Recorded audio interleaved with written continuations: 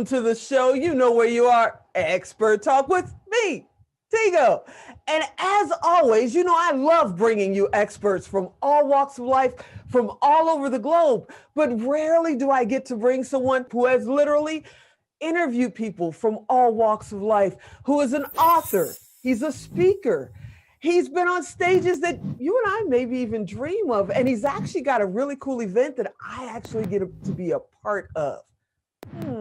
Now, what is Tigo talking about now? Today, we have Reid on the show. So sit right there. We'll be right back. Expert Talk is brought to you in part by PodNation TV, the podcast to broadcast network.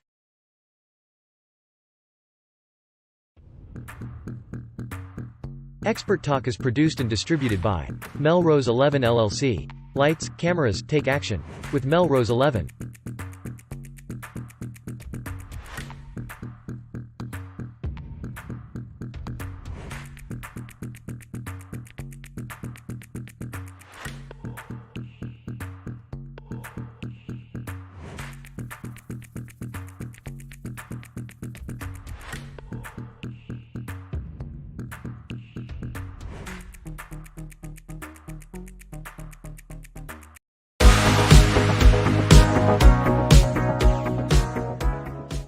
Hey, Greg, welcome to the show.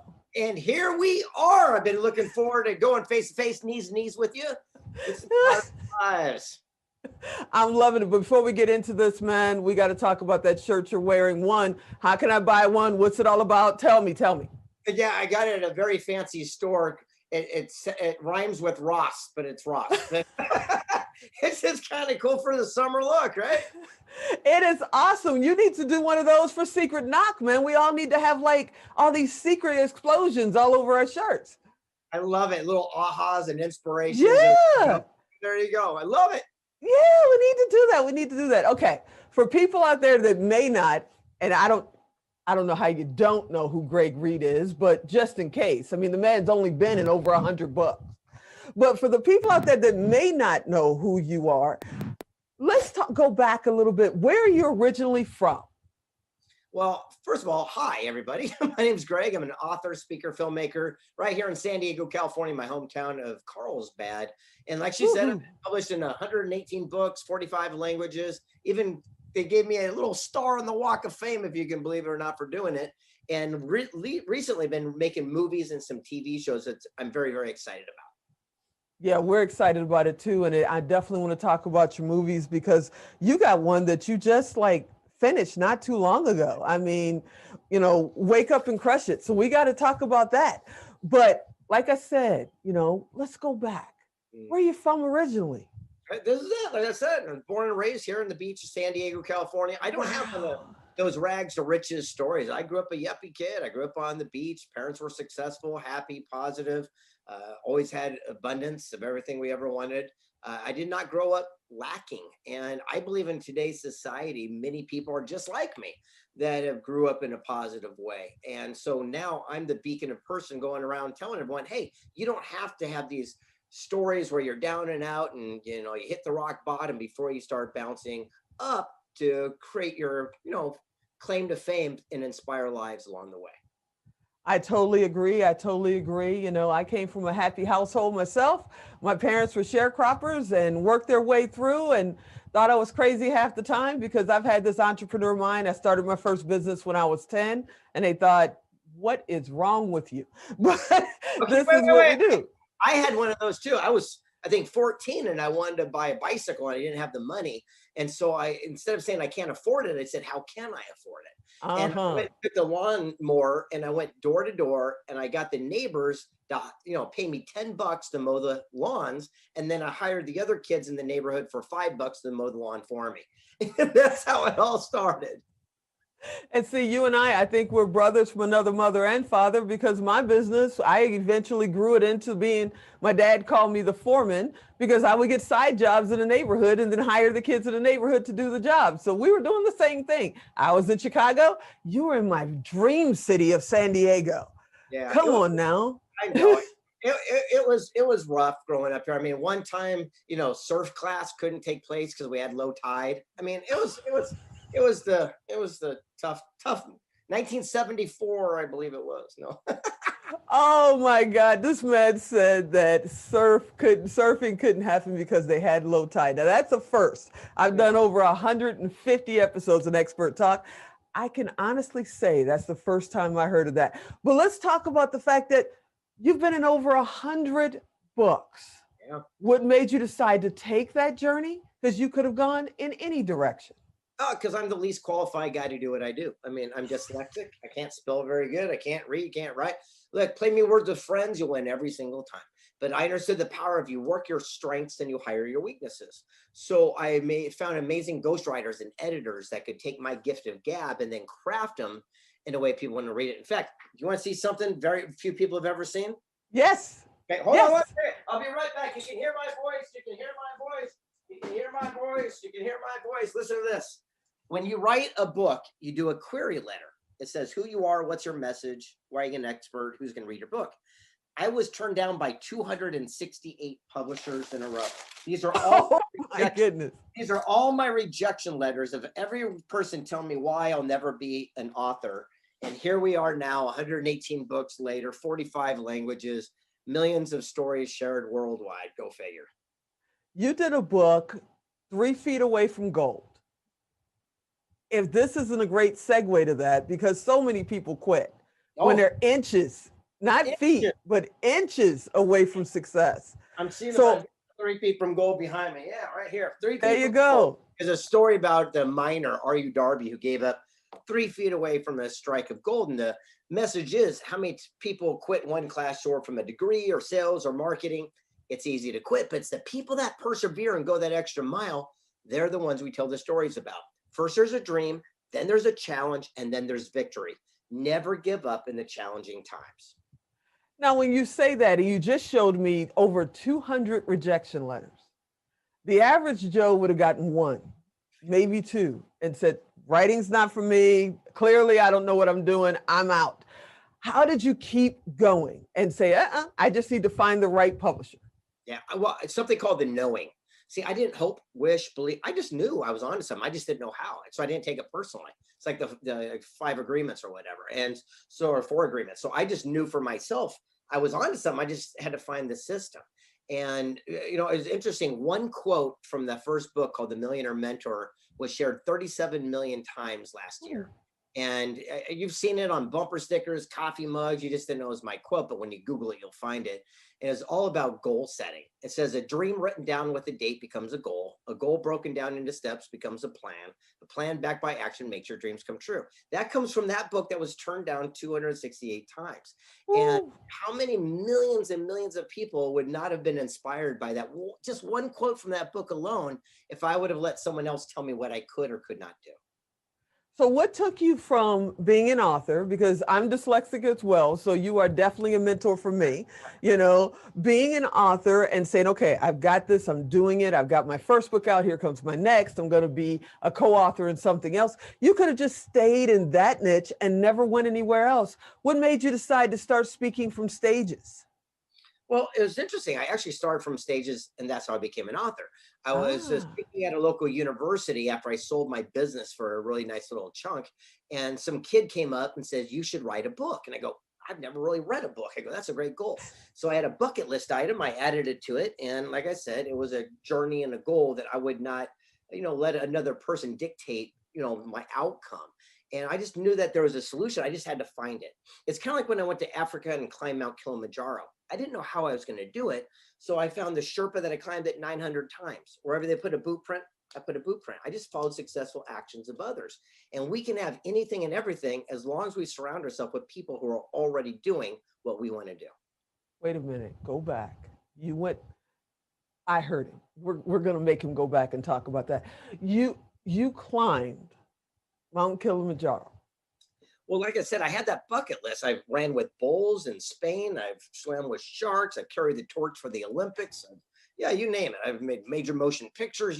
Whatever you can think of as a kid, I wrote down on a list, and I had to cross every single one off before I passed away. And unfortunately, I know it sounds strange, unfortunately, I crossed the last one off 2 years ago. And it was a surreal moment when they gave me an honorary PhD and then another one where I became a doctor. And so I just realized I could start a new bucket list, but I did something special. I sat my son down, who's 9 years old, and said, let's start your list. And I'm going to tell you right now, I got more enjoyment helping him cross those off his bucket list than I ever got of mine. So, one, what scares you? Anything? Everything scares me. I just do it anyway. Now, there's so many people out there that are afraid to even go out their front door, especially now. I mean, people could be watching this in 2034 and not even know what COVID is. But right now, we're coming out the backside, hopefully, of this COVID thing. And people are scared to go out their front door, you know, but you are taking on the world literally. And you're telling me that everything scares you, but you do it anyway. How do you do it? Well, Steve Wozniak, the guy who created Apple with Jobs, he sat me down one time and says, here's the secret. He goes, most people run from their lack or their fears. He goes, we ran towards ours. And I said, what do you mean? He said, well, when these little microchip processor thingies came out, they were very expensive. If we could only afford one, Jobs sold his car. I sold my calculator. We pooled our money to buy one. He goes, but Hewlett-Packard and IBM would make machines that go from A to B with 20 chips. They had all the money of God. He said, I'd pull away 5 and go from A to B with 15. I'd pull away 5, get it to work with 10. Eventually went from A to B using our one chip. He goes, we weren't trying to be innovative, but by finding the shortest, cleanest path, we changed the way people do personal computing for the rest of their life. He goes, where could you be right now in your own life, your own business, if you stop looking at something as your challenge, but it might just be your greatest blessing, greatest opportunity in disguise. Do you believe that people stop themselves? I mean, there's naysayers everywhere. You can't do that. That's not for you. We don't do this in the family. We're, construction workers. We're first responders. This is what we do. And they talk themselves out of it. Do you believe that people stop themselves? No, I don't. I think they listen to other people's outside thing, and that's what stops them, because they get the idea, they get the inspiration, they get the aha moment, and then they let a family around the barbecue who's never done what they want to do talk them out of it. Successful people seek counsel, and failures listen to opinions based on ignorance, lack of knowledge, or inexperience. Counsel's based on wisdom, knowledge, mentorship.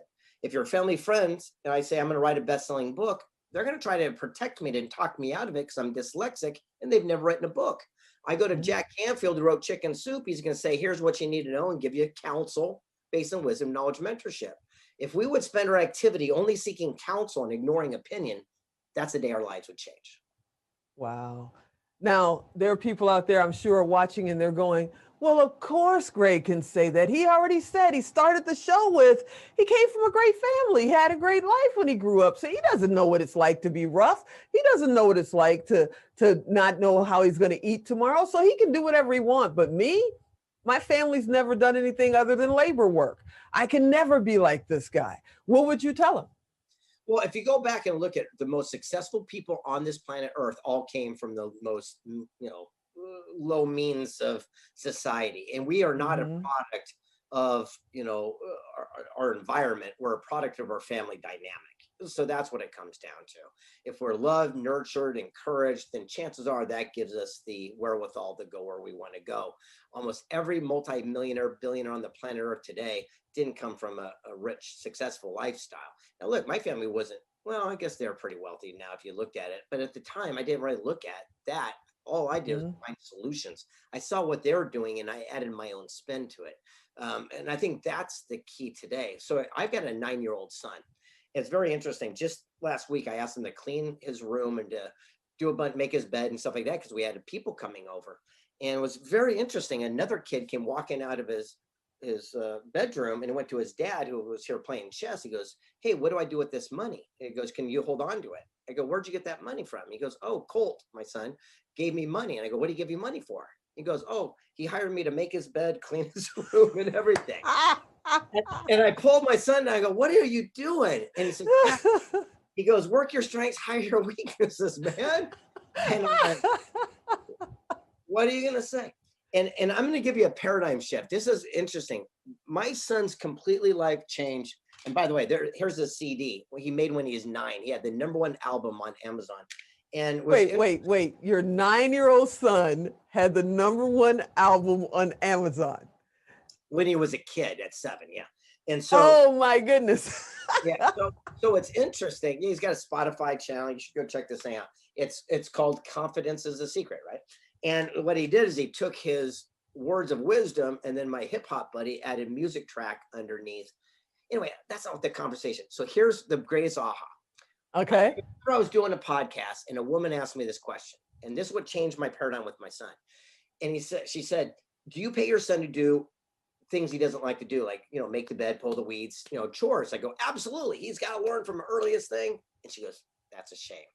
I go, "What?" He goes, "You're ruining your son forever." And I went, wow. I go, "Why is that?" And this is, I'm telling you, what I'm about to say, it's going to make your head hurt. Okay. Goes, training your son from the earliest of memory, the only way to make money is to do something he hates. Ooh. And so I sat my son down and I said, "Colt, what are you good at?" He goes, "Man, I make these cool Instagram memes and TikToks." I go, "That's your new job. From now on, your allowances, you're going to make me all my cool Instagram memes and my stuff that goes on my Twitter. And in exchange, that's where you make your money." I go, "But the things about doing the chores and things, we'll just call that contribution because you live in a mansion, you got a good lifestyle." I go, "We'll do it that way." And changed everything. And so now the way he makes money is to do what he excels at.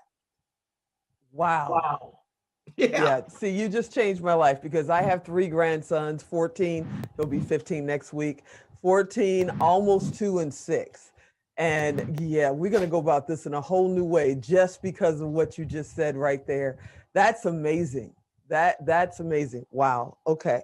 That kind of opens a door for me though, because youth mentorship has been very important to you, correct? Yeah. Well, that was the first book I did called The Millionaire Mentor. People think I mentor millionaires, but I work with inner city kids. And when I'd show up in a brand new fancy car, they'd call me their millionaire mentor. I got a letter of commendation from the President of the United States, and it changed my life and my community. You say this stuff like everybody else talks about. We ate carrots yesterday. This is really amazing things that you do. And you got your own little rope stance behind you. It's blowing my mind. It's like you got your own red carpet in your own office. That is the coolest thing ever. If you were not an author, a speaker, a filmmaker, what would Greg Reid be doing?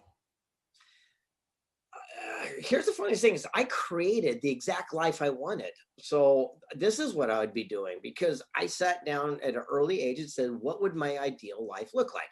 And it was, I would never set an alarm. It would be, I'd work my strengths and hire my weaknesses. It would be this. It'd be finding a way to get paid money to do what I'm already going to do. Hold on to that one for a second.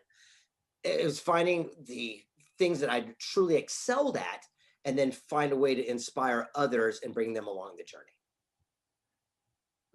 See, you got me just kind of sitting here. I'm off my notes. It's just like, this is amazing. It's a mastermind class for me. He's validating thoughts that I have and giving me whole new paradigms, to focus on. That's an amazing thing.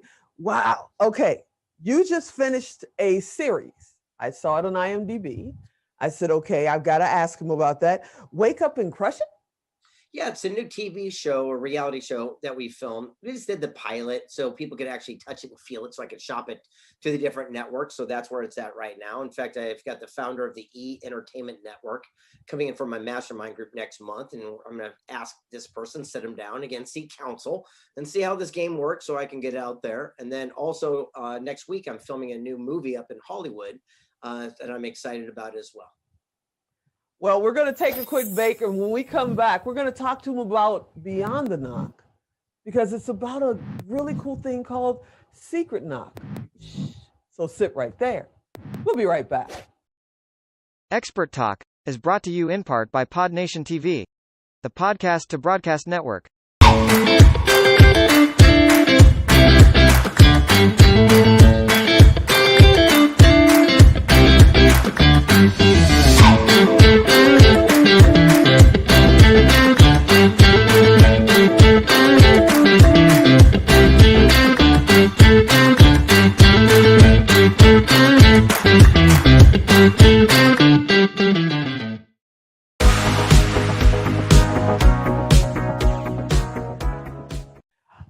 Greg, we got to talk about a very important event that you're doing every year. I believe this is your 14th year coming up of doing a thing called Secret Knock.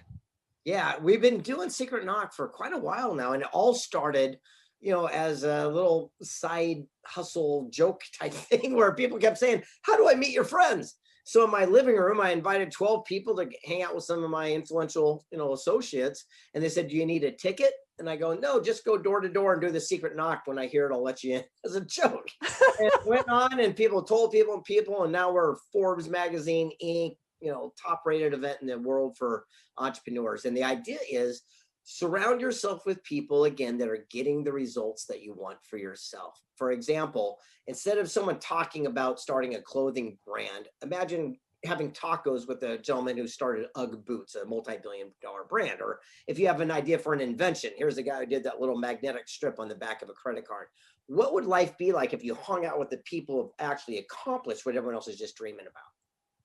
Yeah, it changes your complete life, and it opens your dreams to realities is what it is. And when I heard about it and heard we had an opportunity to be a part of it, that I got to actually come on stage with you, I said, I'm in,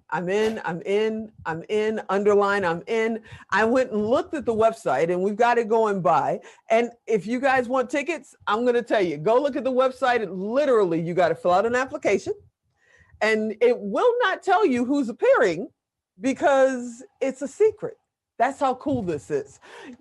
I went out there, read this, and said, I've been in media, I've been in web development for 30 years, and I've never seen a website that said, want to know who's coming? We're not going to tell you. That cracked me up. Yeah. Our whole catchphrase is, we're the greatest event you cannot attend. So that's it. It's like, it's only the cool kids. Look, you can go to one of these stadium events and there's 30,000 people, and we get it. But out of that, there's 300 really amazing humans. Our event are those 300 people. And so what happens, we're very specific of who we invite, who we bring into our sphere. But what's not, there's no even, name tags aren't allowed, nothing. Everyone's just got to be cool. Our whole concept is be cool. And what that means is, look, if water runs out on your table, get up and get water and bring it back for everyone else. Be normal. If trash is on the floor, throw it away. You're not your mom's house. Just be normal. And imagine 300 of us, you and I, type of people hanging out together, and we pull out our phones and someone says, "Hey, I'm looking for this." And we go, "Here you go. And here's the contact," and it's done. I mean, that's what the world needs right now. And that's what we're bringing. Yeah, that's definitely what the world needs right now. So, and they're sitting there going, how do they get to be a part of it? How do they actually get on that stage? Is there a process, or do you have to know somebody who knows somebody, because it's such a secret? Yeah, I know. Well, I'm done. That's it. That's all the information you're going to get. So I love it. Okay, so can I ask you what's beyond the knock? There's always something peeking behind. Like right now, we're working on Secret Knock Women coming up in at the end of October. We're looking at doing some more mastermind groups, but they're very exclusive ones. I call it Prosperity Camp, where I bring in people worth $100 million to $1 billion, and you get to actually hang out with some folks that are doing amazing, crazy stuff and learn from them. And you're going to realize how simple it is. For example, one billionaire guy that comes in, his name is Brian. I go, "How did you make $1 billion in dirt?" And he said, "Time plus land is wealth." I go, "What do you mean?" He says, "Well, all I do is I look for a town that's growing about 25% a year. Go on Google Maps, it's free." He goes, "I look for Broadway, Main Street, and I draw a line out about 8 miles, and I buy the dirt. I rent that dirt to farmers. They pay the lease, and it's free to me, and I get vegetables for years. And as the town continues to grow at 25%, it ends up on my plot. But since I'm on Broadway, Main Street, and I own the biggest amount of land, that's what I resell to the big box stores for 800 times what I paid. $1 billion. Oh my goodness. It sounds so simple, but who thinks of that? That's amazing. When you think about even Hollywood history, when Hollywood was built, it was in farmland. There was nothing out there. And now everything's kind of grown to it. I'm in Vegas. When I first moved here 27 years ago, the pig farm was like the end of earth here. And now Vegas is like 10 miles past the pig farm. So I can totally relate to that. I saw a quote that said, personal responsibility. What does personal responsibility to greatness mean to you? Well, there's a thing in a book called Wealth Made Easy I did, where I interviewed all these wealthy people. And there's an acronym by a buddy of mine, Mark Anthony Bates, and it said CPC.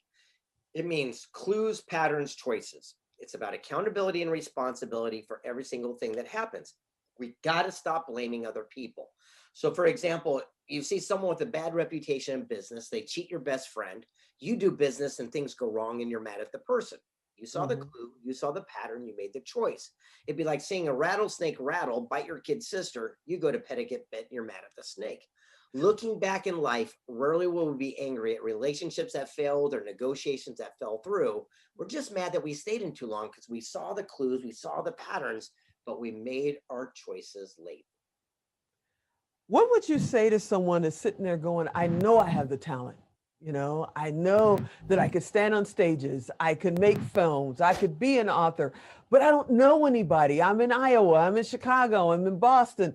I'm nowhere near the main street of where all this happens. How do I even get started? Well, first of all, I live in San Diego. I'm not near it either. And people, like you said earlier, was, oh, it's easy for you. Great. Look, everyone watching me right now, you've never heard of me a day in your life. And when I call people up, they've never heard of me either. The only difference is I call them. And the most successful people are the most available people. And that's the biggest takeaway. The most successful people are the most available people. If you're brand new, you're happy-go-lucky, you're fresh or cool. Top of your field, happy-go-lucky, got nothing to prove. In the middle, you're a pain in the neck. You're filled with ego, you're edging God out. Jump to the front of the line. It's easier to get to the founder of Remax Real Estate Corporation, a trillion-dollar enterprise, than your local Remax president down the street. So what I realized for myself is I'm just going to jump to the front of the line and go right to the source. That's amazing. What's next for you? You're already doing, like you said, you're living your dream life. What's next? What are you going to do next? I don't know. I guess it's more of these new things. Like I said, I've never done TV before, so I'm doing a new TV show. I had a successful movie with Wishman on Netflix, and now I'm working on another project, writing more books, doing more events. This is the life. You know, someone asked me the other day, they go, when are you going to retire? And I go, imagine having a job where you show up and everyone applauds when you walk in a room, and then they give you a standing ovation and pay you a bunch of money and tell you how great you are. I go, where am I going to find a replacement for this gig, right? So I think the life is pretty darn good. And more importantly, I think the takeaways that we can leave and the nuggets for people where they have those aha inspirations later on, that's what I thrive for the most. That's what inspires me. When I meet someone and said, hey, you know, I read something in your book 5 years ago, it changed my life, or that one thing you said that one time. And when we got in the industry, and you can attest to this, we said, if we could impact one person's life, then we did our job. Well, once you've impacted the lives of millions and millions of people, I think we think, how can we do it exponentially, even faster and more? Because again, sometimes all we need is one person to believe in us, to tell us what we can do. And eventually we can do just that. So are we going to see you and your son sharing a stage soon? Yeah, at Secret Knock. He comes to all of them. You know, it's interesting. Wow. Yeah, there's a hip hop artist coming. They did a song that's on YouTube right now that's doing pretty good. But what's interesting is he does a mantra. So before he goes to bed, he goes, my name's Colt. I'm happy. I'm powerful. I'm brave. I'm wise. I'm worthy. I'm successful. I help people. My name's Colt. So a buddy of mine took it and added all these tracks to it. And that's one of the first, things that took off on Amazon that was became a #1 bestseller.